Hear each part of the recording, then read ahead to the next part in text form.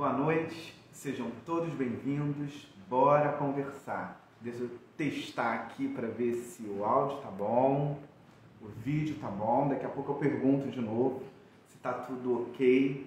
No momento chove muito aqui no Rio de Janeiro, principalmente aqui na Zona Norte, na região da Tijuca, Grande Tijuca.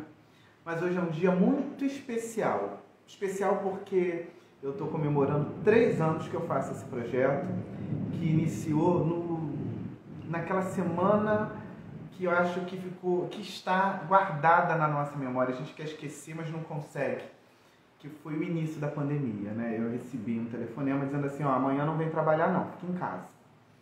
E eu moro sozinho, fui no mercado, tudo vazio, não encontrei ninguém. Quando voltei, eu comecei a andar de um lado para o outro, e olha que aqui é pequeno, né? E aquilo me deixou com uma angústia. E você sabe que até hoje eu não sei para quem eu liguei. Eu sei que eu conversei durante horas, foi amigo, mas eu não lembro quem foi essa pessoa. Como é que pode? Apagou. Eu fiquei tão desesperado, eu nunca tinha sentido aquilo. E aí veio a ideia de fazer pequenas lives de 15 a 20 minutos com os meus amigos, os mais íntimos, para que cada um falasse como é que estava sendo enfrentar aquele momento. Então teve um que chegou aqui e disse assim, Fábio, eu estou atualizando as minhas séries, eu estou com livros, lendo vários. E aquilo foi meio que naquela semana, porque eu fiz uma semana inteira, foi me confortando, foi me tranquilizando. O tempo foi passando e aí amigos, Fábio, eu vou lançar um livro, eu quero ir lá falar com você. Fábio, você podia trazer esse tema. E aí, nessa caminhada de 3 anos, eu recebi aqui médicos de vários setores, né? Psicólogos, psiquiatras, sexólogos. Eu recebi gente da cultura, então eu recebi aqui vários artistas, atores, cantores, coleguinhas, jornalistas, vários passaram por aqui. Eu tenho um orgulho de dizer que conversei com tanta gente bacana. E quando me perguntam, Fábio, por que você continua a fazer o Bora Conversar? E a pergunta é muito simples. Primeiro, porque eu adoro, né, bater esse papo, eu gosto de aprender. Né? E nesse momento que eu estou aqui, eu venho completamente desarmado para poder rever, refletir, mudar de opinião. Tá certo? Eu acho que esse é o movimento e essa também é a vibe desse projeto que eu costumo dizer que é o lugar do afeto. Porque você imagina, você só chamar quem você gosta, quem você acompanha, quem você admira. E até na hora que eu faço um convite, que é o caso do meu convidado de hoje, né? Que eu faço uma pesquisa, eu tenho um tema que eu quero falar e faço a minha busca, né? Tem a empatia que você sente de pronto. O assunto de hoje, ele é um assunto sério, que durante muito tempo ele teve um lugar pejorativo. Eu acho que isso está mudando, porque com a informação você entende, aprende a lidar, se bem que tem muita gente ainda que ou não quer entender, ou é pura maldade.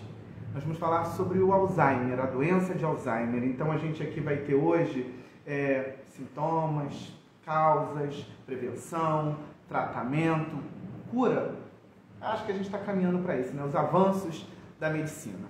Eu vou conversar com um professor, fundador, o médico Henrico Barletta. Falei certo? Ele vai dizer para mim, ele é da Neuroanato de A a Z. Ele vai explicar para a gente o que significa isso, tá certo? Eu quero fazer o convite. Eu perguntei, eu acho que eu não perguntei, né? Se o áudio tá bom, se o som tá bom. Eu acho que não vai ficar perfeito hoje, porque tá chovendo muito aqui na Tijuca. Então não sei como é que tá aí. Eu só quero que vocês me avisem se o áudio tá ruim, tá certo? Fique muito à vontade para fazer pergunta, para fazer o seu comentário. Tem um balãozinho aqui, com um ponto de interrogação. Você manda a sua pergunta, faz o seu comentário e participa com a gente nessa próxima hora aqui. 3 anos de Bora Conversar, né? Fica por aí. Deixa eu botar o meu convidado aqui. É a primeira vez que ele participa. Disse o Henrique. Ele vai entrar aí para dividir a tela comigo. Bora conversar. 3 anos. Eu estou todo orgulhoso. Oi, Rafa, meu amigo também. Henrico. Tudo bom? Como é que você tá? Primeiro eu preciso te agradecer porque você de pronto aceitou o meu convite. Muitíssimo obrigado, tá certo? Imagina que isso, eu que agradeço, meu querido, eu que agradeço o convite, é um prazer enorme estar aqui. Parabéns pelo seu quadro, pelo seu projeto aqui no Instagram. Eu vi você contando que honra hoje aí o seu terceiro ano completando aqui. Eu estou muito contente de estar fazendo parte disso. Acho esse tipo de iniciativa sensacional e usar as redes sociais para isso, eu acho que tem tudo a ver com o trabalho que eu faço, que você faz. É muito bacana a gente poder ter essa sinergia aí. Que bom. Obrigado demais pelo convite. Eu te agradeço mais uma vez, né? Obrigado. Pronto, aceitou estar aqui comigo. Deixa eu ajeitar também aqui um pouquinho. Pronto. É dizer que a galera que está chegando quiser fazer pergunta, fique muito à vontade, tirar sua dúvida, fazer algum comentário, porque o assunto é sério. Mas antes da gente entrar na pauta de hoje, eu quero que você explique para a gente aí como é que você criou, né, o Neuroanato de A a Z. O nome já aguça a curiosidade. Eu vi a sua rede social, vi o trabalho que você faz também, muito bacana, mas eu queria que você explicasse, que você falasse um pouquinho do seu trabalho aqui pra Claro. gente. Bom, o meu filho, Neuronato de Azer, também é que nem o seu, um filho da pandemia. Então, começou lá na pandemia, na verdade. A minha faculdade inteira, eu fui completamente apaixonado por neuro. Eu entrei na faculdade pela paixão em neuro, porque eu adorava Alzheimer especificamente. Eu entrei querendo estudar a área. E aí eu comecei a ver a dificuldade que meus colegas tinham e que, assim, que eu tinha também, óbvio. Era, assim, extremamente difícil a área. Mas eu, quando comecei a trabalhar e a exercer a área, eu vi que assim, era uma necessidade absurda a gente saber conhecer isso como médicos. E aí, na pandemia, por aí, eu não tinha nem Instagram, na verdade. Eu achava uma futilidade, não gostava. Pô, isso não é pra mim. E aí, durante a pandemia, eu pegava o celular da minha mulher e para olhar umas páginas que eu vi sem querer. E eu falei, pô, gostei desse cara. Eu falei, pô, que coisa ridícula, né? Eu precisava pegar o telefone dela para ver. Eu falei, vou fazer um Instagram pra mim. E aí eu comprei um curso, não gostei e falei, cara, eu quero fazer vou fazer o meu curso. Sempre gostei de ensinar tudo e aí queria montar um curso de neuroanatomia, porque eu sempre acreditei muito que para neuro, para a gente entender e dominar neuro de verdade, a gente tem que entender neuroanatomia.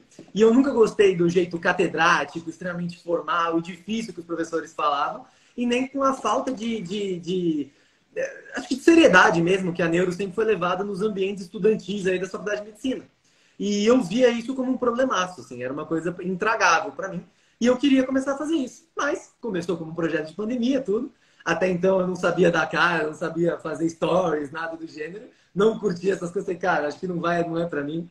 E aí eu comecei a ir para frente com o projeto e eu me encontrei, assim, é o meu propósito. Eu sou completamente apaixonado por dar aula, é o que eu amo fazer.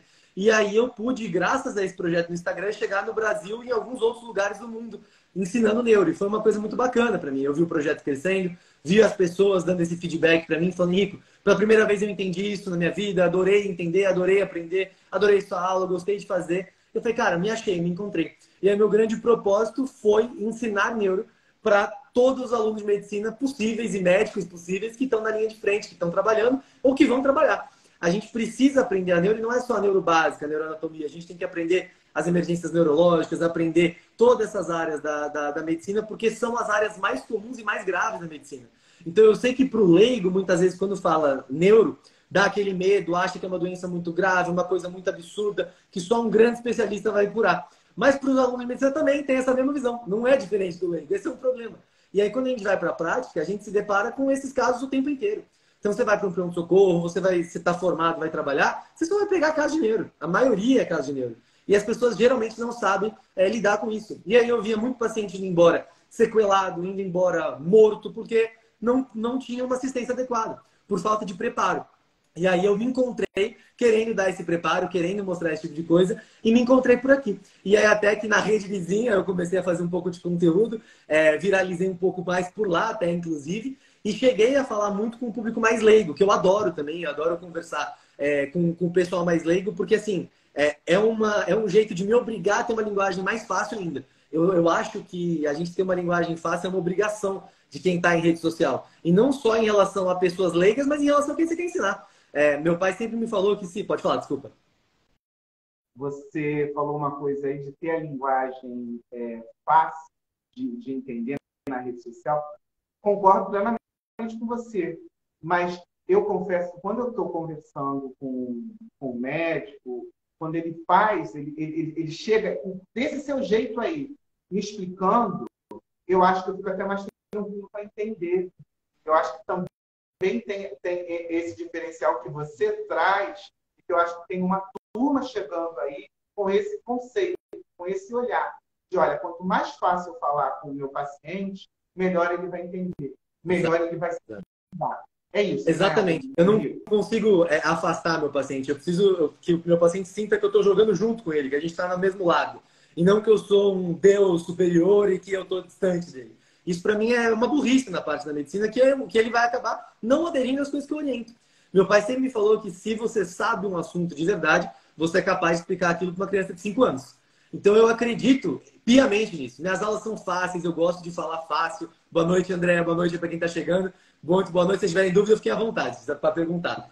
E aí eu acho que, cara, essa vontade de falar fácil me trouxe uma realização muito maior também na medicina. Porque eu comecei a receber no meu consultório muita gente assim, ó, doutor, eu tenho aqui, eu tive um AVC. Ou eu pergunto, o que aconteceu com você? A pessoa fala, não sei, não sei. Eu acho que eu tive um AVC, mas ninguém me explica nada, ninguém faz nada, e eu não entendi o que está acontecendo comigo. Eu acabei começando a receber paciente que o cara estava tratado, estava até adequadamente tratado, não tinha nenhum grande absurdo, mas ele não sabia o que estava acontecendo. A pessoa não sabia o que estava acontecendo e acaba que ela não quer tratar, não quer fazer, só ela não sabe o que é. Henrique, o que você mais escuta quando você está dando o seu curso? O que as pessoas mais falam para você, assim, quando termina, sobre você? Assim, o que eles falam? Poxa, a maneira com que você falou sobre isso, eu tinha uma dificuldade de compreender, e você falou, eu entendi. Qual é o feedback que você mais Vou te falar o feedback que eu mais amo. Quando eu tô dando aula, é muito comum você ver aquela carinha do pessoal começa assim, e aí depois essa carinha. Ah, entendi. Isso pra mim é o que eu mais amo. Porque eu vejo as pessoas ganhando interesse. Eu vejo o interesse nascendo de uma aula que eu acho que se fosse dado por aquele professor catedrático com 1 milhão de títulos que não quer estar lá, não é o que o cara gosta de fazer. Ele tá lá com aquele PowerPoint velho que ele não quer explicar direito, e aí vai todo mundo embora, bonitinho, quietinho, mas ninguém entendeu de verdade, ninguém ficou apaixonado. Então eu gosto de ver a paixão vindo, as dúvidas vindo, e quando o cara chega para mim e fala, pô, Rico, eu não entendia isso, cara, eu não sabia, não fazia ideia o que era isso. E agora eu entendi, obrigado. E isso para mim é a maior recompensa que eu posso ter, porque eu não estou mudando a vida de um paciente, eu estou mudando a vida de milhares quando eu faço isso, porque eu estou preparando uma geração que vai para a linha de frente, que vai para o campo de batalha e trabalhar de verdade, e vai mudar a vida das pessoas. E aí vai ser aquela pessoa que vai para um pronto-socorro, e eu recebo isso várias vezes. Tem residente que roda comigo na neurologia, que o cara fala para mim assim, pô, Henrico, eu ia fazer tal conduta, eu não fiz, ou eu fiz tal coisa com meu familiar porque eu lembrei de você falando um negócio. Então, às vezes, você acha que você está atingindo. Tem vídeo, às vezes, que eu faço que eu acho que eu estou atingindo uma massa leiga, eu estou atingindo uma massa médica. Porque a pessoa tem interesse de ouvir fácil aquele assunto. Então, eu vejo esse feedback de assim, cara, eu ia atender um paciente de um jeito e eu acabei atendendo de outro por sua causa. Eu acabei fazendo um negócio diferente porque eu vi você falar e eu lembrei. Então, isso para mim é muito válido. Um exemplo muito claro disso é a gente estuda muito pouco vertigem, tontura na faculdade. Muito pouco. Todo mundo pode, qualquer mestre sair, você sabe quase nada sobre tontura e vertigem. E eu falo muito sobre isso, muito mesmo. Explicando como descobrir se a vertigem é uma coisa grave ou não. Eu ensino muito isso para meus alunos. E eu acabo vendo que a galera muda completamente a atitude frente a esses casos depois de uma aula. Era o suficiente, o cara só precisava de uma aula daquele assunto. E aí ele tem a aula e o cara fala, puta, agora eu mudei. Pode falar. Lá na rede vizinha, o perfil, o nome é o mesmo? É o mesmo. Agora sim, o meu perfil sempre foi @neuronato de AZ.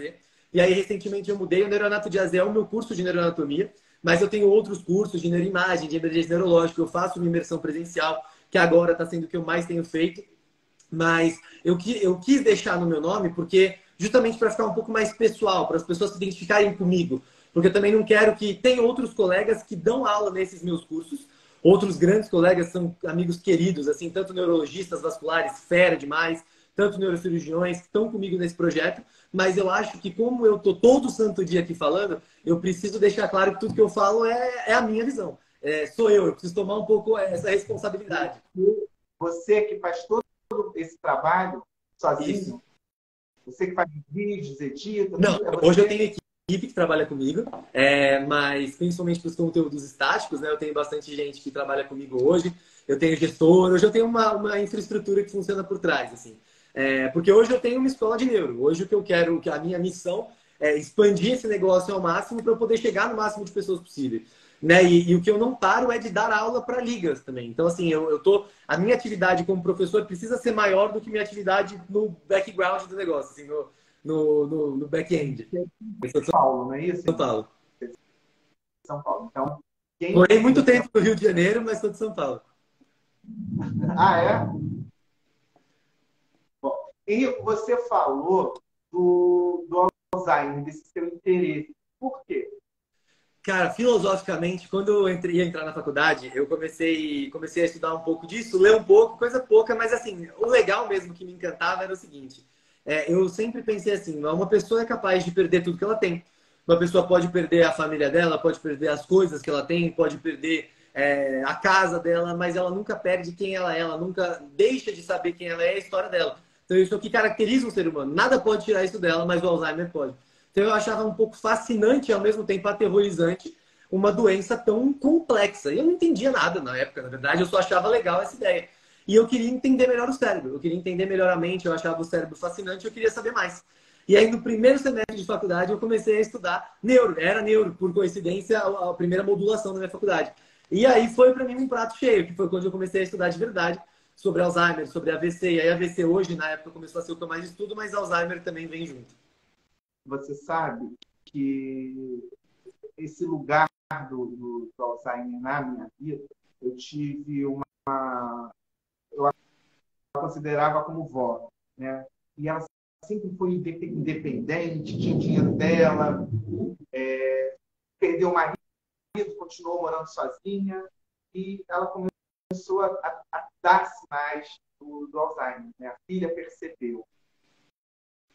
E eu tive uma dificuldade muito grande, porque a gente conversava muito, eu chamava ela de vó, eu ia para lá.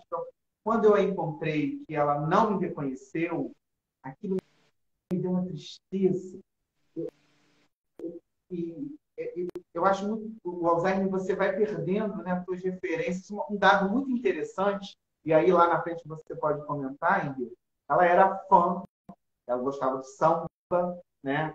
Cria aqui do Morro de São Carlos, aqui no Estácio, no Rio de Janeiro. Então ela viu essa galera do samba toda começando, Zeca Pagodinho, e ela era fã dele. Você sabe que assim, ela esqueceu de todo mundo, mas das músicas do Zeca ela não esqueceu. Como é que pode isso? Exato. Já no final, ela errava até a letra. No final ela estava errando até a letra, mas você entendia que ela estava falando do Zeca Pagodinho.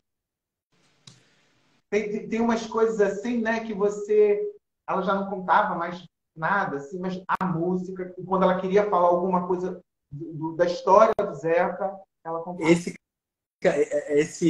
caso que você está contando é muito interessante porque, assim, essas alterações que você viu com a sua avó são um protótipo da doença de Alzheimer mesmo, é o que a gente vê na evolução. O Alzheimer, ele tem uma evolução específica no cérebro, né? Eu só queria, antes de começar a falar de Alzheimer, eu posso falar o que não é Alzheimer? Porque, na verdade, eu acho que isso talvez seja a coisa mais importante para a gente, porque a gente tem uma mania de pensar, isso tanto na comunidade médica como os leigos, tá? Isso é normal. Quando você falar de demência, a primeira coisa que vem na cabeça é Alzheimer. E, na verdade... Para tudo. Então, tem diferença, porque eu vejo muita gente botando no mesmo pacote. Inclusive, quando eu estava fazendo a pesquisa para te encontrar, eu vi muito isso. Eu tive o maior cuidado. Tem até uma pergunta que eu ia fazer, mas eu acho que você já vai responder de imediato. Então, tem diferença e olha, vamos lá agora. Completa. Assim, as pessoas não sabem fazer uma investigação demencial, tanto da parte médica e quanto dos leigos, a gente tem uma dificuldade de pensar. Uma coisa que eu recebo muito, inclusive soltei um vídeo na rede vizinha ontem sobre exatamente esse tema, falando sobre uma queixa que eu escuto demais com história, inclusive fala, doutor, mulheres jovens, ou às vezes pessoas que trabalham demais, homens, depois de Covid, principalmente comecei a ouvir muito assim, eu não consigo lembrar das coisas. Eu acho que eu tô com Alzheimer. Será que não é Alzheimer? Não era bom fazer um exame para ver se é Alzheimer? E aí as pessoas chegam com essa queixa e com essa preocupação.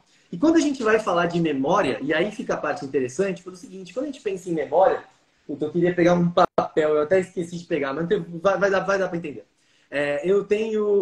Quando a gente pensa no domínio da memória, a gente está começando a falar de cognição. O que é a cognição? Basicamente, grosseiramente falar da inteligência humana. Do quanto você é inteligente. O que é isso? quão rápido você consegue estabelecer sinapses para uma situação, quanto você consegue raciocinar num determinado momento, quão rápido você consegue aprender um assunto e quanto você consegue lembrar das coisas que você sabe. Então, é a capacidade de entender, lembrar e evocar aquele conhecimento que você tem. Beleza. E a memória, é lógico que ela entra nessa seara cognitiva. Existem diversas coisas, quando a gente fala de memória, que afetam a memória muito antes da parte da neuro. Então, por exemplo, quando a gente vai falar de memória, quando a gente está referindo... O que eu mais ouço assim, é gente implorando por uma pílula mágica para ficar inteligente, ou ter uma memória de ouro. Então, é isso que a galera quer. E essa pílula existe. Ela chama dormir e fazer exercício físico. E é interessante isso pelo seguinte, ter uma boa memória, quando um paciente chega e fala, eu acho que eu tenho TDAH, eu acho que eu tenho uma demência, eu acho que eu tenho alguma coisa do domínio da neuro, ele geralmente não lembra da primeira coisa da memória, que é a atenção. Não existe falar de memória sem falar de atenção. Então você pensa num cara que está dormindo mal, que está trabalhando sem parar, que não se exercita, é sedentário, não presta atenção mais em nada, porque ele já está num nível de estresse muito grande, tem alguma doença psiquiátrica, às vezes está depressivo. Então ele não é por mal esse interesse, mas ele não tem interesse no que ele está vendo. Ou ele não tem uma capacidade de focar tão grande. Vamos pegar outro cara, vamos pegar um jovem. Um jovem que está lá com, sei lá, 17 anos de idade, está entrando na faculdade obrigado pelo pai. Ele odeia o que ele está fazendo. Ele tem uma aula chata pra caramba. Ele detesta aquele ambiente que ele está inserido. Porra, esse cara não presta atenção na aula. Ele chega, ó, puta, eu queria alguma coisa para me ajudar a prestar mais atenção, a ter mais foco. Você quer ter mais foco? Muda de faculdade, faz o que você gosta, faz o que você ama, cara. Você vai ter muito mais foco. Então a gente começa a ignorar um pouco o fora e começa a tentar botar a culpa no cérebro. E isso é um problemaço quando a gente começa a falar de doenças. Porque a gente esquece de que a cognição ela tem que vir antecedida por esses fatores. Então quando o cara fala para você, como médico, que ele está sem memória, a primeira pergunta que você tem que fazer é, beleza, em que situação? Quando? Você está esquecendo sua chave, seu nome? Você está esquecendo quem você é? Ou não? Você está conseguindo trabalhar? Porque quando a gente vai começar a falar de demência numa perda cognitiva real, para você falar, ó, esse cara está demenciado. Eu acho que ele tem uma alteração cognitiva. Esse paciente tem que começar... Vou falar. Eu vou fazer minha consulta aqui. Porque boa parte daquilo que você falou aí, algumas dessas palavrinhas, dessas frases aí, eu já usei e confesso que eu uso também. Estou conversando com você e aí esqueço, de repente, de uma palavra que eu quero explicar ali dentro daquele contexto. Aí fico, pô, o que está acontecendo? Então, não tem nada a ver. Né? Daí é aquele exercíciozinho que você está falando que eu não estou fazendo. É por aí, né? Provavelmente. Provavelmente. Provavelmente sim.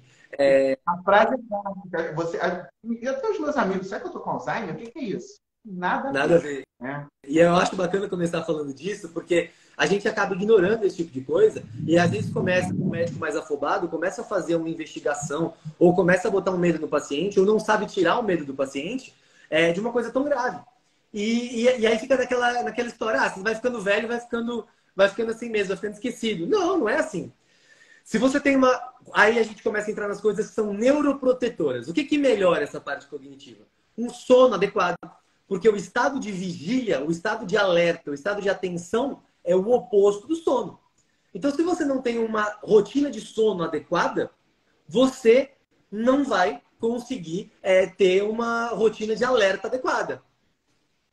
Isso aí que estão comentando ao meu respeito é um amigo meu, mas é deboche que eu faço, tá? Não é porque eu esqueci o nome, não. É que eu faço de deboche. Certo. Tá vendo? Isso é um sinal. Brincadeira. Né? E a gente tem que se preocupar muito com essa questão de, assim, como que a gente consegue lembrar melhor. E aí a gente precisa lembrar o que o cérebro, o que faz bem para o cérebro. E o cérebro é sim treinável. Usar o cérebro muito é um fator protetor contra a demência e é um fator protetor contra a perda de memória, contra uma memória mais fraca. O que é usar muito o cérebro? Atividades cognitivas. Atividades que vão te exercitar, que vão te obrigar a raciocinar. Então, tanto que isso eu vou falar depois, é que assim, profissões que usam muito a mente evoluem menos com demência. Tá? Então, elas têm um fator neuroprotetor. Então, a gente precisa, quem usa muito o cérebro, estudando bastante, fazendo muita atividade, é um fator de proteção. exercícios físicos. Não existe, o cérebro ele funciona que nem um músculo, grosseiramente falando. Tá? Quando você faz um exercício físico, uma rotina de exercício físico, o seu cérebro vai funcionar melhor. O aporte energético de glicose, de oxigênio para os seus neurônios melhora. As suas vias neuronais elas ficam mais protegidas. Os neurônios que você solta no exercício, um estado de proteção anti-adrenérgica, mas é assim, é um estado catabólico, onde o seu cérebro vai ter menos hormônio do mal, o hormônio que queima ele, por conta do exercício físico. Então ele solta coisas protetoras, tipo a endorfina, tipo a serotonina, tipo a ocitocina, esse tipo de hormônio que são hormônios protetores. Então assim, vamos lá. Então, você sabe que para jornalista você é tudo de bom, né? Você fala, a gente faz uma Deixa ele falar, né? Eu vou pedir você aqui comigo sempre. Então, aquela pessoa que está chegando lá, está passando dos 50 anos, olha, se eu estiver falando bobagem, você pode me corrigir, tá, Wayne? Fica à vontade. Tá ficando em casa, fazendo aquela rotina de ficar ali na televisão, sai, come, volta, senta, deita. A probabilidade dela entrar nessa conversa aí que a gente está tendo e ir para esse caminho, ela se torna algo que ela pode vir a se preocupar lá na frente. Não é isso? Sim. E esse sim não é que ela vai desenvolver uma demência, não é isso que eu estou falando, que ela vai, não é a demência a doença, porque ela vai ter uma capacidade cognitiva menor, provavelmente. Ela pode ficar mais esquecida. Isso, sim. Sim. E aí isso não quer dizer que ela está com uma demência, não. É porque ela está parada, está ali naquele lugar, que ela já não se movimenta, né? Da sala para o banheiro, do banheiro para o quarto. Né? Faz aquela rotina, só vê televisão, não faz mais, não lê, não faz... A tendência, né? Eu acho que eu estou entendendo o que você está dizendo, dela começar a esquecer de algumas coisas, ela vai se tornar até corriqueira. Perfeito, né? Exatamente isso. Esse esquecimento ele acontece porque a gente para de usar o cérebro, de fato. Da mesma forma que esse paciente não está usando o músculo, que ele fica sentado o dia inteiro, levanta, vai no banheiro, vai na cozinha, volta para o sofá, ele também não está usando a mente. Não tem por que um neurônio se manter vivo assim. Grosseiramente, eu preciso dar um motivo para o meu neurônio ficar vivo, entendeu? Eu preciso dar um motivo para o meu neurônio funcionar. E aí, quando a gente começa a falar de neurônio, eu vou falar rapidinho isso e depois a gente volta mais para frente. Eu preciso... Henrique, antes de você entrar nesse assunto, veio uma pergunta que eu achei bem interessante. Eu não sei se ela está aparecendo aí para você, é do Rafael. Ele está perguntando, a depressão, ela pode ajudar a evoluir para um quadro de demência? Me dá 5 minutos que eu já vou falar disso, Rafael, porque é o seguinte, essa sua pergunta é maravilhosa, porque a depressão ela vai muito mais além do que aumentar o risco. A depressão assim, se você não consegue pensar nisso quando a gente fala num quadro de Alzheimer, você não está pensando no seu paciente direito, porque ou ela vai andar junto, ou ela vai ser um problema inicial. Já vou dar um exemplo. Então, só para deixar claro essa função cerebral. Eu não estou falando de fazer novos neurônios. Não é isso. O que eu estou falando? O que é ser inteligente? Ser inteligente não é ter mais neurônios do que outra pessoa. Ser inteligente é ter mais conexões entre os mesmos neurônios que você tem. Por que isso? Pelo seguinte, vamos supor, eu ganhei a informação de que o mar é azul. Eu fiz uma viagem com amigos por um cruzeiro e foi no mar. Eu sei que a gente comeu uma sobremesa azul na viagem, maravilhosa. E aí eu estou passando com o meu carro na frente de um outdoor e eu vejo azul. Quando eu olho para a cor azul, eu lembro, o mar é azul. Eu fui numa viagem que foi no mar com os meus amigos, onde eu comi uma sobremesa muito gostosa que era azul também. Então, com uma informação, eu consigo puxar várias outras. Então, quando eu estudo, por exemplo, o meu cérebro. Então, eu estudei a parte frontal. Vou pegar o meu amiguinho que eu já mostro para vocês de fato. Eu tenho um mascote, que é o Osório Tobias, esse aqui. Que ele tem o cérebrozinho dele aqui dentro. A parte da frente do nosso... Deixa eu tirar o cérebro dele daqui. Quando a gente olha o nosso cérebro, a parte da frente do nosso cérebro, por exemplo, ela fala a favor da nossa parte motora e da nossa parte comportamental. O lobo frontal, essa parte. Beleza. Então vamos supor que eu estudei o lobo frontal e eu entendi que o lobo frontal tinha relação com a minha parte motora. Beleza. Aí eu estudei AVC e eu entendi que o AVC poderia acometer o meu lobo frontal. E aí eu estudei estudei Alzheimer e eu entendi que o acometimento do lobo frontal podia me dar demência. Então, logo, eu entendo com as minhas sinapses feitas que o AVC ele pode acometer o lobo frontal gerando uma perda de força, porque vai acometer a minha área motora. E, ao mesmo tempo, se o Alzheimer acomete essa parte e dá uma alteração cognitiva, o AVC também pode me dar uma alteração cognitiva pelo acometimento da mesma área. Então, eu estou somando informações que não são necessariamente novas, mas elas se conversam. E aí eu começo a ficar fluente em um assunto. Isso é inteligência. Isso é a parte cognitiva de fato. Então, o que é a preocupação? Como que eu faço para treinar isso? Aí eu faço exercício físico, aí eu durmo bem e eu começo a treinar essa parte. A pergunta de ouro é, quando eu me preocupo com isso? Quando que o meu esquecimento vai ser uma preocupação real?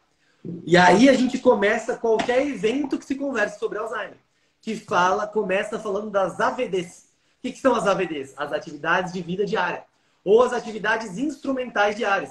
E aí você percebe, quando você me contou da sua avó, uma das primeiras coisas que você falou que você percebeu que ela não conseguia fazer, ou que você notou, é que ela tinha uma dificuldade de mexer com dinheiro, por exemplo.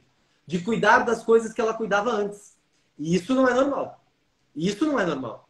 Por quê? Porque quando eu começo a esquecer o nome de um amigo distante, quando eu começo a não lembrar uma coisa lá de trás, até vai. Agora, quando eu começo a não conseguir ser quem eu sou, aí não. Aí é diferente. Quando a minha doença começa a... Então, quando que eu vou começar a investigar a demência de um paciente que chega no meu consultório? Quando esse paciente me conta que aquela alteração de memória está atrapalhando no dia a dia dele. Faz com que ele... Henrique, ela consegue ter essa... Não, né? Ela consegue ter essa compreensão que ela está esquecendo? Ela não entende isso, entende? Consegue, não consegue. No caso dela, você falou aí, realmente do dinheiro, ela já não estava tendo mais noção do que era R$ 10, do que era 100. Então, ela sempre gostou de ajudar as pessoas, porque ela tinha condições. Só que ela dava um dinheiro e depois a gente começou a pensar, cadê aquele dinheiro que você estava aqui? Ela não sabia explicar, porque ela já não estava distinguindo o que era 50, o que era 100. E o ponto que foi assim, que assustou, foi que ela sempre cozinhava muitíssimo bem. Ela tinha botado uma comida no forno e a vida seguiu normalmente. Né? Começou a fumaça pela casa toda. Como ela morava sozinha, foram os vizinhos que foram lá ajudar e ela tinha esquecido completamente que ela tinha botado o negócio no forno. Isso é muito comum. Essa história do forno é onde começa a desandar tudo. Porque é onde você começa a tirar a individualidade do idoso. Porque você está morrendo de medo. Você não quer que ela se mate no fogão. E é uma das coisas. Uma senhora que cozinhava e não cozinha mais é esquisito. Por que ela não cozinha mais? Porque ela esquece da comida. Porque ela esquece de botar tempero, a comida fica ruim. Porque ela não gosta, ela perdeu o interesse. Ela não gosta mais. Aquela senhora que ia para todo canto, para baixo, para cima, agora ela tem medo de pegar o ônibus porque ela esquece como é que volta para casa. Ela não consegue mais sair sozinha porque ela esquece que lado que eu vou mesmo. Então você percebe que são situações que impedem o andamento normal da sua vida.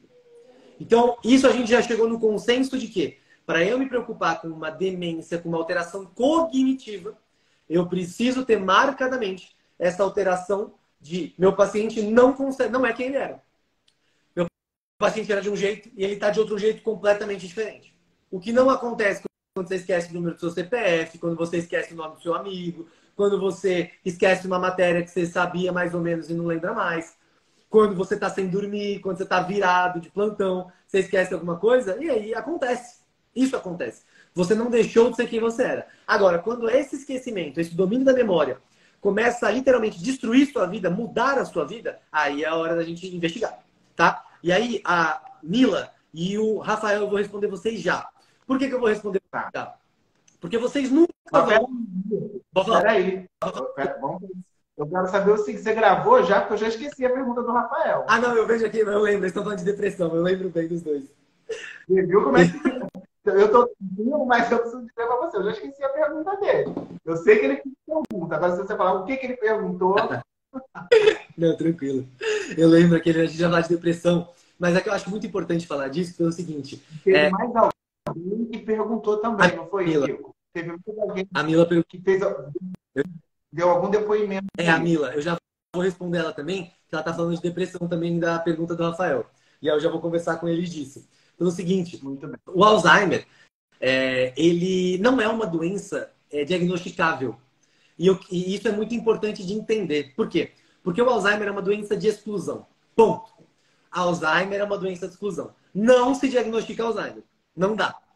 Como que eu faço diagnóstico de Alzheimer? Mato o meu paciente, abro a cabeça dele, pego um pedaço do cérebro dele e boto no microscópio. É assim que dá o diagnóstico de Alzheimer. O único jeito. Tá? Então você fala, pô, então é meio um pouco prático fazer esse diagnóstico, né? Não adianta muita coisa. Então, qual que é o significado de ser uma doença de exclusão? O significado é, eu preciso excluir várias outras coisas para poder falar, tá com cara de Alzheimer, eu vou bater o martelo, que é isso? Por que é tão importante isso? Porque a gente não falou de demência ainda. A gente está falando de alteração cognitiva. E alterações cognitivas podem ter vários indicativos. Então, o paciente chegou para mim, doutor, tem uma alteração cognitiva. Estou com dificuldade de seguir meu dia a dia por questões de memória, de inteligência, por essas questões. Beleza. O que eu falo? Eu vou aplicar algumas escalas para ver se é verdade. Então, eu vou fazer pergunta para ele, vou testar a memória dele de curto prazo, vou ver qual a capacidade de inteligência que esse meu paciente tem, de mostrar alguns domínios de que estão preservados. E de acordo com essa pontuação, eu vou encaixar ele numa escala onde ele tem uma deficiência cognitiva leve, moderada ou grave. Eu vou encaixar ele num grupo. Eu dei algum diagnóstico ainda? Não. Não. Eu estou pensando que esse cara tem uma alteração. Eu estou falando, ó, esse cara está com o braço fraco, esse cara está com a perna doendo, esse cara está com déficit cognitivo. É isso que eu falei. Como que eu vou para frente agora? Agora eu vou começar a excluir diagnósticos diferenciais. Eu vou começar a excluir coisas que parecem uma demência, mas não são. E o carro-chefe disso é a depressão.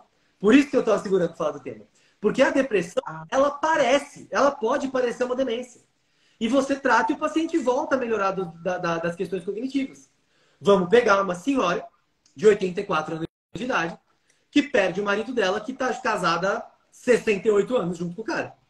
Porra, você acha que essa mulher vai ficar bem? Ela está destruída. Acabou a vida dela. Acabou. Então, o que acontece geralmente? É uma mulher que mora sozinha, fazia tudo com o marido, agora não faz mais nada. Ela não tem mais vontade de comer. Ela tem uma abulia, ela não tem vontade de fazer as coisas. Ela não cozinha mais. Por quê? Porque agora ela tá quietinha, ela não tem mais vontade, então ela fica sentada no canto dela. E aí vira aquele velhinho que todo mundo fica olhando, passando com cara de dó e ninguém conversa com ele. Ninguém se preocupa. Aí os filhos o que fazem? Cada vez mais acham, não, minha mãe tá velhinha. Ela é um perigo deixar ela sozinha. Então bota um monte de gente em cima dela, bota uma cuidadora. A gente vai cada vez mais tirando a independência daquele senhor. E ela vai ficando cada vez mais dependente de outras coisas. Até que ela vira literalmente uma criança. Ela para de usar os domínios cognitivos, os domínios afetivos. Ela para de ter atividades, ela não se exercita. Ela dorme o dia inteiro no horário que ela quer, completamente desregulado. Não tem atividades que a fazem contente. Então, você acha que na hora que você pedir para treinar a memória dessa mulher vai estar boa? Claro que não. Claro que não. Ela não treina aquilo.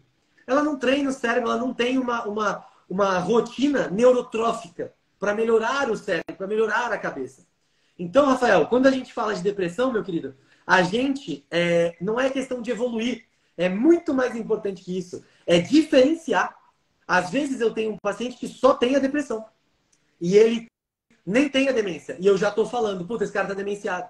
Essa velhinha tá demenciada. Ela tá demente. Ela tem Alzheimer. É fácil encaixar no Alzheimer. Não tem exame para fazer. Quem que vai falar que eu tô errado? Entendeu? Então, eu falo lá que a paciente tem Alzheimer. Ela tem Alzheimer, pronto. E aí ela tá, na verdade, depressiva. E ninguém liga mais para ela. E ela fica ali quietinha o dia inteiro. Fala aí, não conversa com ela que ela tá demente. Ela tá aí cada vez mais tira a independência da paciente. Então, a depressão tem que ser uma coisa a ser investigada, a ser tratada, manejada, a ser acolhida pela família antes de qualquer coisa.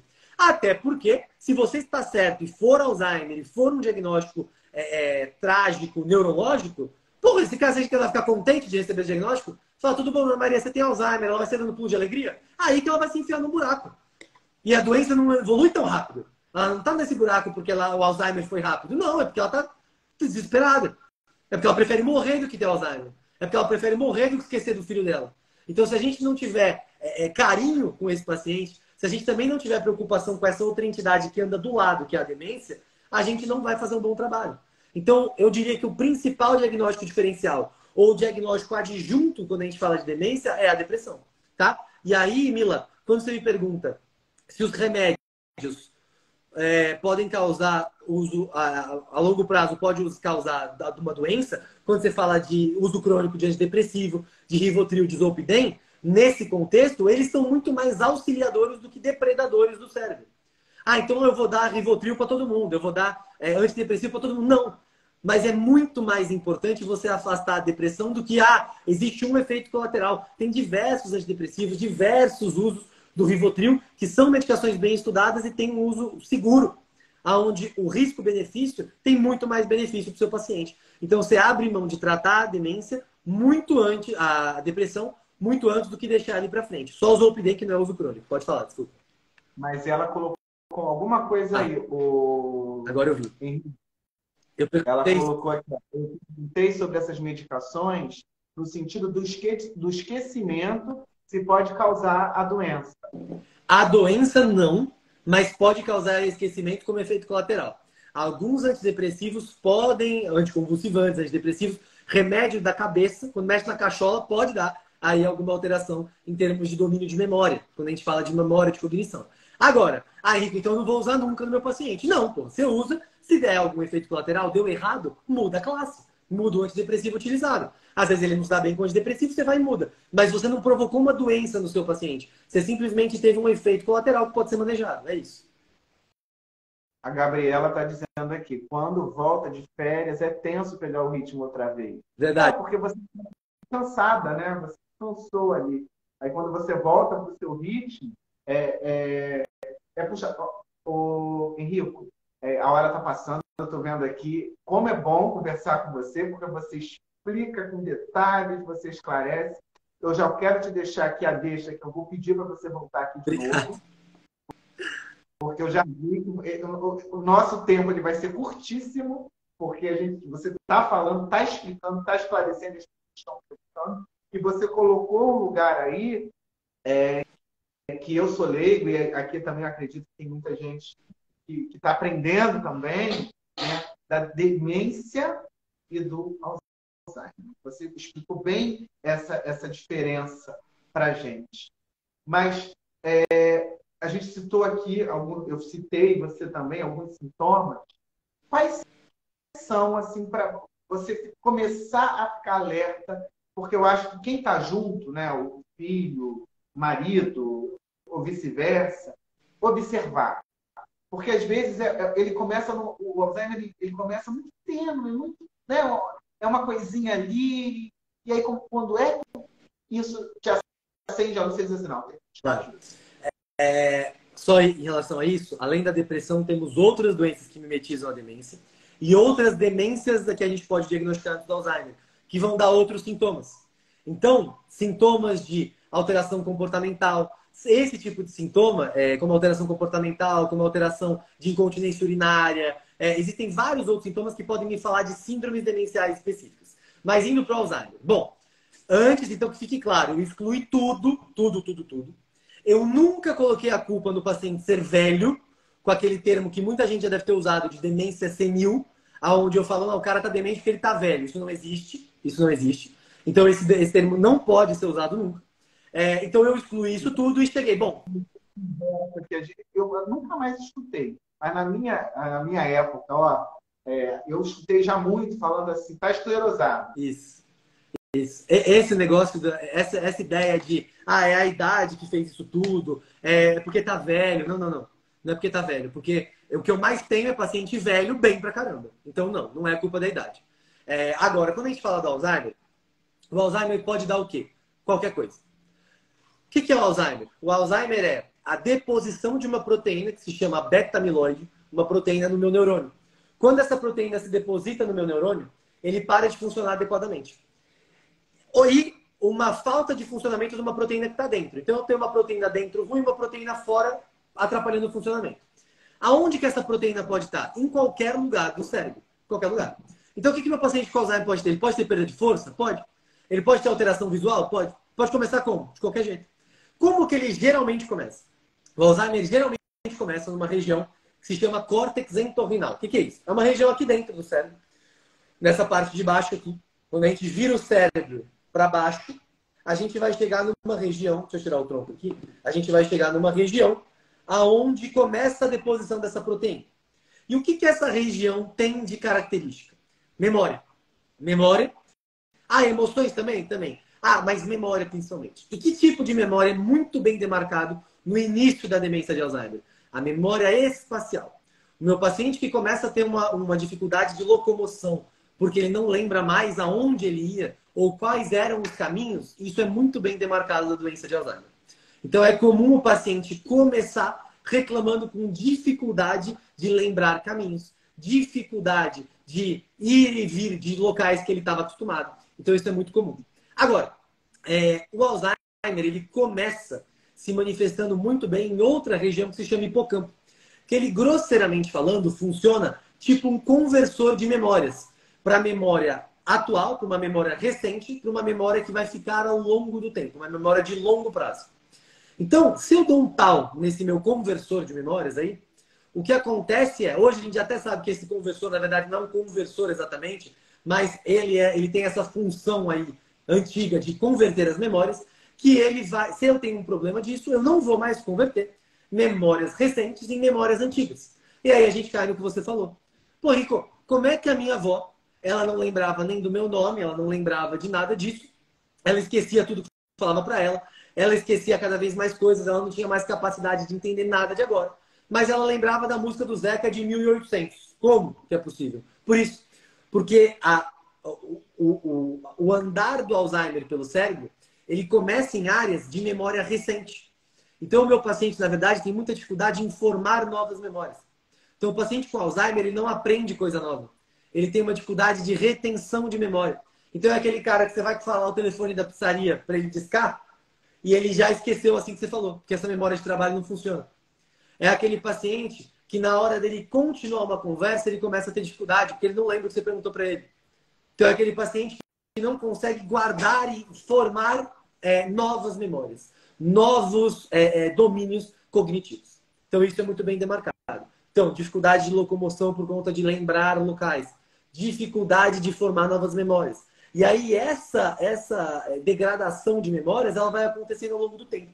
Até quando a minha fisiopatologia da doença, a minha doença, de fato, se alastra para áreas aonde eu já teria memórias mais antigas. Então, esse meu paciente começa a evoluir com uma perda de memória. Ele começa a evoluir com perdas de memórias mais antigas. Aí o paciente começa a esquecer quem ele é. Aí o paciente começa a, de fato, não lembrar de mais nada e esquecer da vida dele. Vou falar. Tem uma idade para começar, o que a gente mais... quando eu fiz a pesquisa aqui também, já escutei também falar, né? Pesquisa IBGE revela, né? Pessoas de mais idade. O idoso, ele tem essa tendência mais do que o jovem. Estou falando bobagem? O Alzheimer é uma doença de idoso, tá? Então, ver um Alzheimer no paciente novo é esquisito. E quando eu falo novo, é mais de 50 anos, tá? Menos de 50 anos, assim, é caso publicado uma vez na vida, a raridade da raridade, tá? O Alzheimer com menos de 60 anos, ele já é considerado um Alzheimer de início precoce. Um Alzheimer que deve ter uma relação genética muito grande, uma relação de alterações de gene, alterações ambientais muito importantes. E quando começa o Alzheimer? Eu não sei. Pode começar quando for. O Alzheimer começou quando você começou a ver os sintomas? Não. O Alzheimer começou antes. Por quê? Porque o Alzheimer começa a machucar aqueles neurônios que eu te falei. Ele começa a se alojar nas relações. Então eu sei que o mar é azul. Eu sei que eu fui fazer a viagem e eu comi a sobremesa azul. E eu fiz a viagem no mar. O que o Alzheimer faz? O Alzheimer não mata esse neurônio. O Alzheimer mata essa conexão. E aí eu até sei que o mar é azul. Mas eu não lembro que o mar azul é onde eu fiz aquela minha viagem. E que foi lá que eu comi minha sobremesa. Então eu começo a ter fragmentação de memória. Eu começo a ter pouca fluência no conteúdo que eu falo, que eu tenho. Eu começo a ter pouco conhecimento acumulado. Entendeu? Por quê? Porque eu, na verdade, não consigo mais fazer essas relações. Não consigo mais puxar as informações muito facilmente. Então, o que protege contra o Alzheimer? Na verdade, não é contra o Alzheimer. Contra o Alzheimer, nada protege. Agora, o que protege contra a evolução do Alzheimer? Ter várias dessas conexões. E como eu tenho várias dessas conexões, quanto mais conexões eu tiver entre o mar e azul e eu fiz a minha viagem no mar, quanto mais conexões eu tiver aqui no meio, uma sobremesa gostosa, uma relação muito boa, um local, uma experiência, coisas que me façam que vários e várias sinapses dessas existam, quanto mais sinapse eu tiver, quanto mais conexão eu tiver entre essas informações, mais difícil é eu destruir essa ponte. Por isso que eu pego dois pacientes de 75 anos de idade. Os dois começaram o Alzheimer na mesma época. Um desses pacientes é, por exemplo, um médico, um professor, um engenheiro, uma pessoa que trabalha com a mente o dia inteiro, que estuda muito, obrigatoriamente. Isso eu não estou falando da minha opinião. Isso foi um estudo que foi feito em diferentes profissões. E aí eu pego um paciente, por exemplo, que usa a parte física ou não usa tanto a mente no trabalho dele. O que acontece? Esse paciente, ele vai evoluir com Alzheimer, com uma manifestação clínica, com 76, 77 anos. Esse médico, esse paciente, ele vai evoluir com 86, 90 anos de idade. Então tem paciente que morre e não sabe que teve Alzheimer. Mas teve. Só que não se manifestou. Porque você tinha um fator protetor tão importante que a doença não conseguiu ser tão forte. Cara, você vai falando, está acontecendo comigo isso. Eu estou lembrando que eu sempre tive amizade com pessoas mais velhas e você ficou tão claro para mim assim, o que é demência, né? E quando é que você tem que se preocupar, pode ser algo ligado ao Alzheimer. Caramba, valeu demais, Henrique. Chegou alguma pergunta, algum comentário aí que subiu, eu não sei se você viu de quem é. Eu acho que... Peraí. É verdade que nós começamos a mostrar os primeiros sinais de Alzheimer anos antes de ser diagnosticado. Exatamente o que eu falei agora. É verdade.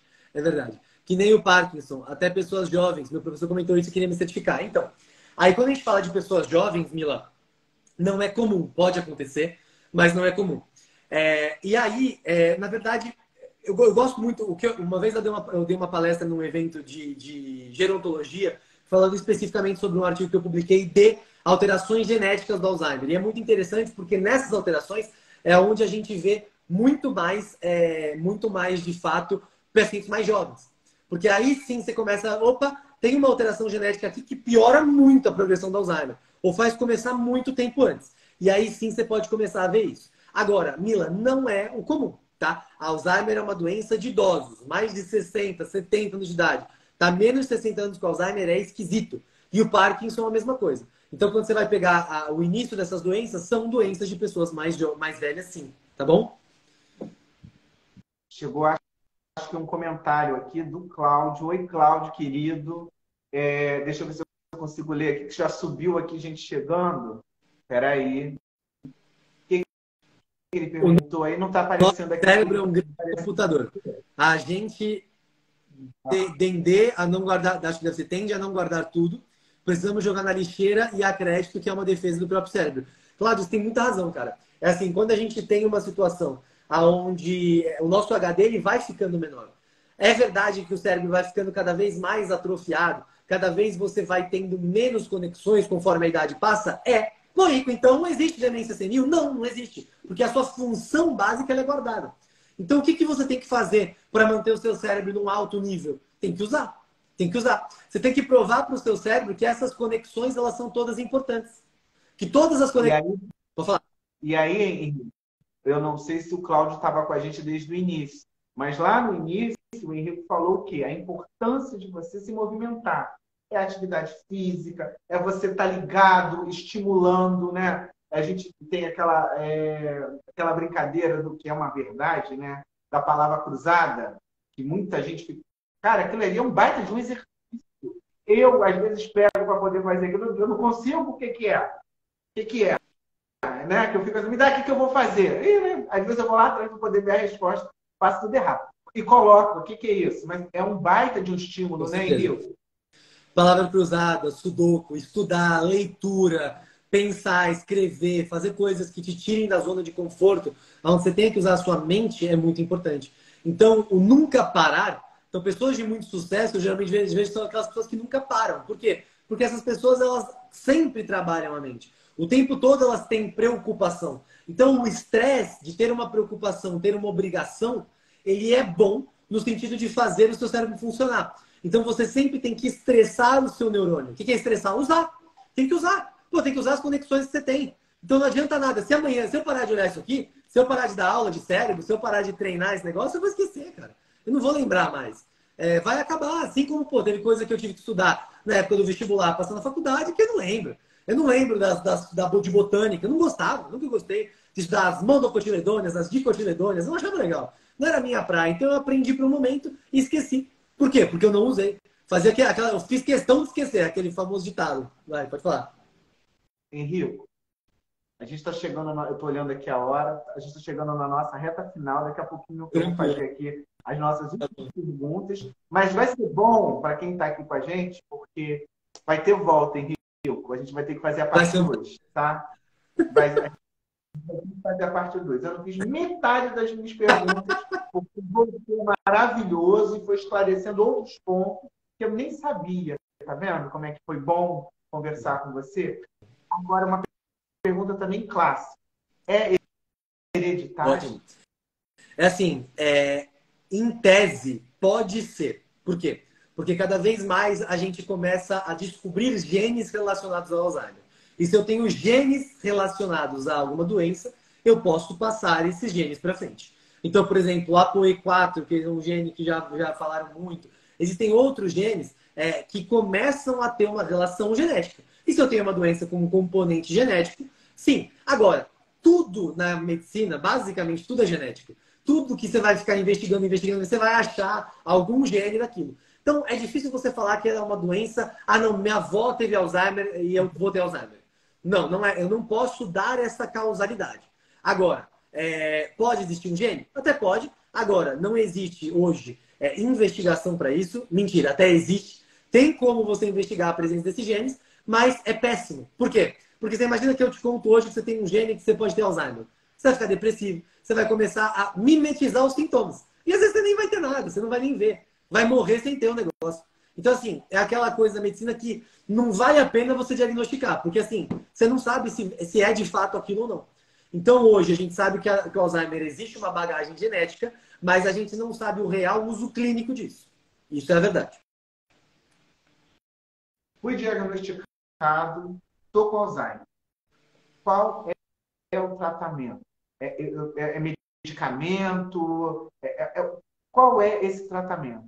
E tem esse processo que vai passando o tempo, você vai regredindo, eu consigo estacionar ele hoje? É possível estacionar ou não? Não tem jeito. Não fala. Estar com a família, com a rede de apoio que você tem.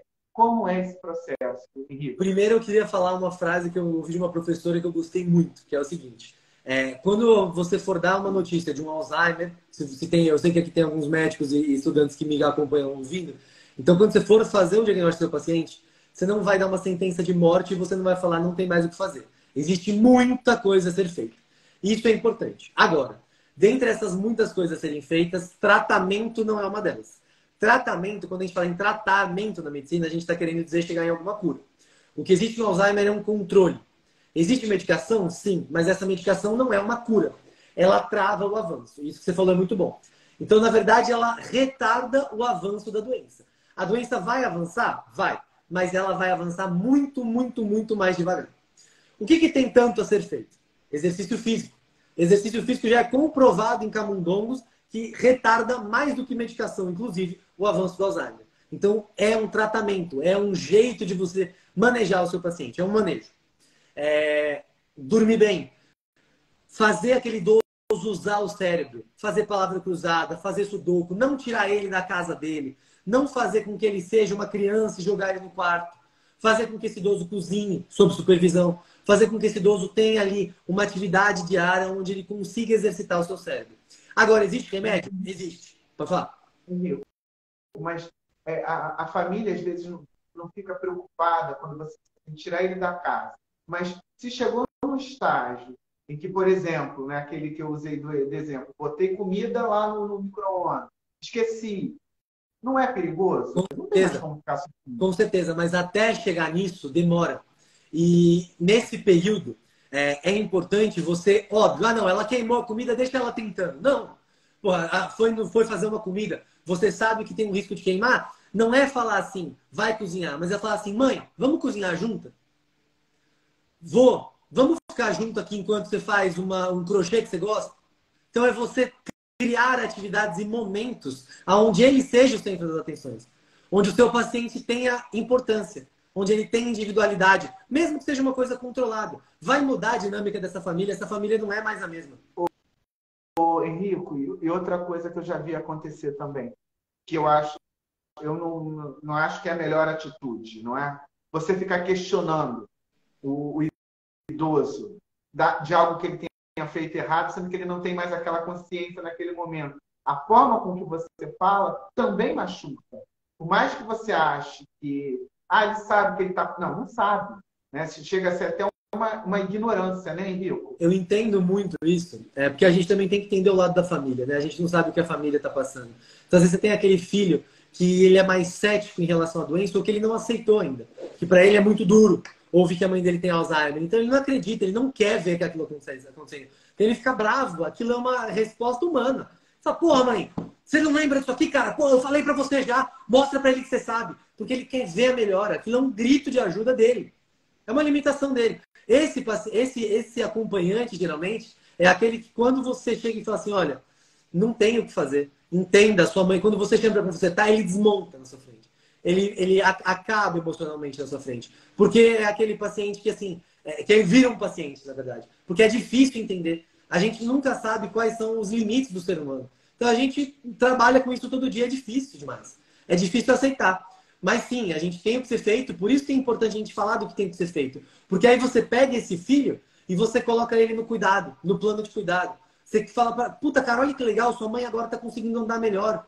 Sua mãe agora consegue manter aquela função que ela não conseguia. E você vai mostrando pequenas coisas que ele não enxergava, mas que agora ele aprendeu a ver que aquelas pequenas conquistas são lindas demais, são bonitas demais no dia a dia daquela paciente. Então, isso é tão importante. É você dar importância porque antes não tinha. Porque quando você tem um filho de 5 anos de idade, 2 anos de idade, 1 ano de idade, ele anda, ele faz uma gracinha, você filma, bota no Instagram, manda pra sua mulher, fica feliz o dia inteiro com aquele negócio. É você ensinar para ele que agora a mãe dele é assim também. E que ele tem que ficar com a mesma alegria. Porque senão a vida fica muito pesada. Senão o tratamento dela e o cuidado dela vai ser ruim. Senão a depressão que ela vai desenvolver vai ser enorme. Então essa é a grande magia disso tudo. É a gente também saber dar cor para uma situação tão cinzenta e tão difícil. Existe comprimido para isso? Existe remédio, rivastigmina, existem medicações que são anticolinesterásicos, onde a gente aumenta o nível de acetilcolina, que é um outro neurotransmissor do cérebro que protege as sinapses, que vão ajudar. Agora, ajuda no retardamento do avanço, mas ele não é uma cura, tá bom? Eu queria, eu acho que a gente fechou, você costurou o nosso assunto e finalizou ele com uma mensagem tão bacana, que é essa importância da escuta, essa importância de você trazer, de você participar e não de afastar. Que às vezes no intuito até de você achar que está ajudando, você não vai fazer mais isso. Faz junto. Coloca para fazer junto. Vamos sair, vamos andar junto, vamos fazer uma caminhada. É isso que você falou, que eu acho que faz toda a diferença. Eu queria muito te agradecer, mas muito, muito demais de você ter aceitado ficar aqui comigo nessa hora aí que a gente ficou aqui conversando sobre um assunto tão sério e que você esclareceu de uma forma tão simples e consciente, bonita, né? A gente falar de um assunto triste, de um assunto pesado, mas que quando você tem a rede de apoio, você tem afeto, aquilo ameniza e você consegue conviver da melhor forma. Muito obrigado. Eu quero que você volte aqui. Eu quero já deixar aqui, quem chegou aqui, que de repente, poxa, já está acabando, queria falar mais. Não, é bom ficar com esse gostinho de quero mais. Então, eu quero já deixar esse convite para você, que foi um prazer te conhecer, foi um prazer conversar com você. Eu quero muito que você volte aqui. Tá topado, meu querido. Muito obrigado, Fábio. Obrigado pelo espaço, pelo convite. É um prazer enorme. Eu que agradeço. Parabéns pelo quadro, pela página. Adorei. E quando você quiser, é só se chamar que a gente volta para bater papo. Vai ser um prazer. Bora conversar. Ó, tô com testemunha, hein? Tem testemunha aqui dizendo do que você falou aqui. Eu vou te chamar, hein? A gente vai fazer uma parte 2 desse porque eu acho que hoje você esclareceu tanta coisa para a gente separou o que que é demência, o que que é o Alzheimer, onde é que você tem que cuidar e preocupar. Muitíssimo obrigado. Boa noite a todo mundo. Acho que foi assim 3 anos de projeto, dizendo assim, a gente tem aí mais uma Com caminhada. certeza. Tá certo? Enorme, estou à disposição. Beijão para vocês, beijão, pessoal. Todo mundo com Deus. Beijo, meu querido. Até a Tudo de próxima. bom. Boa Tchau, noite a todos. tchau.